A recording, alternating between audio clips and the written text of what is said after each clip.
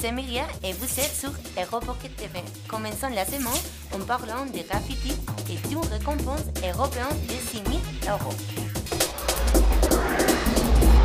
Art engagé, illégal, cosmopolite, hors norme, associé à un langage urbain de rue. C'est ça on peut prêter les graphes. Le graffiti est un art provenant de la Grèce antique et qui s'associe principalement aujourd'hui à des jeunes de classe moyenne venant des cités. Mais ce n'est pas seulement ça. En sortant de ces stéréotypes, on se rend compte très vite que le graffiti est plus un mode de vie, un art, une façon de penser. Mais le problème est que pour certains pays européens, les graffitis ne sont pas seulement en question urbaine, mais aussi économique. Par exemple, à Londres, les politiciens affirment qu'ils dépensent des millions de livres chaque année pour nettoyer des murs, des banques et des gares. En Espagne, chaque jour, les polices arrêtent au moins une personne prise en flagrant délit artistique. Sans aucun doute, le rap est un art qui va avec son temps et qui a transformé nos villes. Esther a rencontré en plein cœur de Paris, au pied de la Tour Eiffel, quelques graffeurs français pour en savoir un peu plus sur leur vie.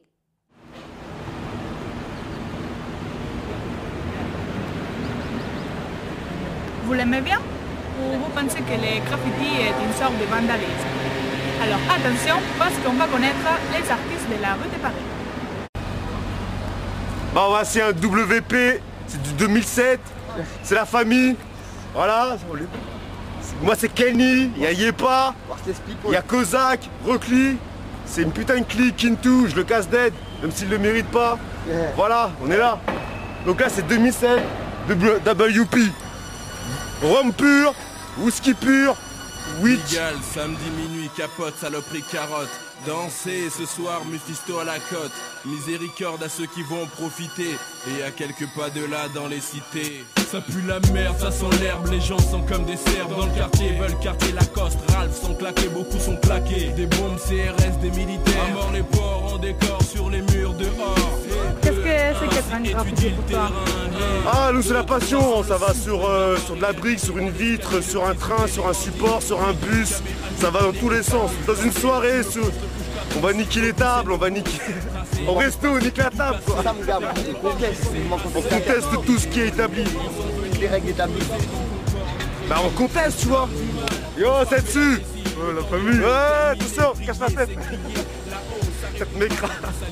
Non bah en fait nous ça c'est venu sur les bancs de l'école tu vois. À l'école on griffonnait et après on veut étendre, notre champ d'action. Et puis voilà, après voilà, on est venu à faire du vandal, du légal aussi, on fait pas que de l'illégal, on fait aussi beaucoup d'illégal et du légal. Pour ça que j'ai entendu faire des trucs illégaux, ça donne de l'adrénaline. Ouais, c'est vrai, c'est totalement vrai. C'est comme une drogue. T'as goûté ça une fois, il y en a qui vont arrêter et d'autres qui vont en vouloir encore et encore. Bah, moi, mon graffiti, c'est la drogue. Alors, le graphe, ça a commencé dans les années 75-80, on va dire, donc aux États-Unis. Plutôt dans les ghettos, à côté des lignes de train, là où justement l'application des dessins était possible. Donc ça a commencé par là et ça s'est exporté ensuite petit à petit dans le monde. Nous on a connu un graphe sur Paris dans les années 80, à peu près 81. C'était le début du graphe en France en fait. Mais vous pouvez avoir des problèmes, Oui, bien sûr, on peut avoir. Oui, bien sûr, il y a énormément de problèmes. Je veux dire, là, on va pas sans l'autre. Hein. Je veux dire, dès qu'un graffeur choisit de faire ça inégalement, c'est sûr qu'après, il va être suivi par la police. Et après, c'est à la personne de choisir, je pense, son chemin pour aller soit dans le légal ou l'illégal, en fait. Pour moi, c'est un art dans tous les cas. Après, c'est un art qui est assez médiatisé, qui est assez conflictuel. Ça dépend aussi de l'état d'esprit de la personne. Après, c'est sûr qu'on ne peut pas plaire à tout le monde, mais moi je vois ça déjà comme un art et comme d'emblée une passion, quoi.